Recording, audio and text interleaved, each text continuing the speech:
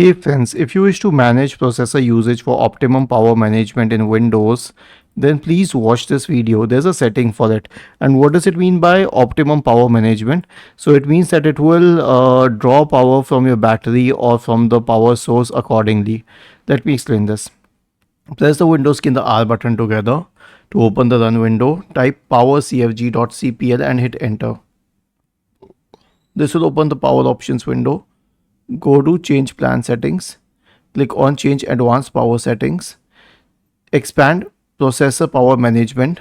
Now as for the minimum power state, see it's 5, it can be anything between 5% and 100%, but for on battery I keep it at 5%, for plugged in I keep it at 80%. Now you may say, why is such a huge difference?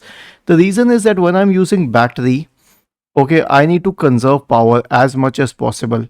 So that's why I keep it at 5%. If you really want good performance from your battery, then you can keep it higher, but it will drain the battery a lot.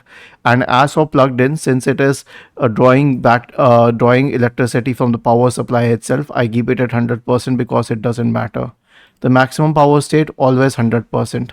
Why? Because when I really need to, what do we say, play a game or play a video or do some task which is very graphics intensive or power intensive, then I want I want 100% performance from my system.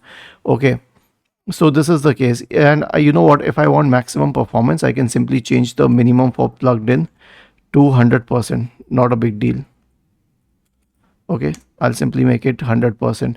For battery I keep it 5% so that it could, I mean, adjust a little.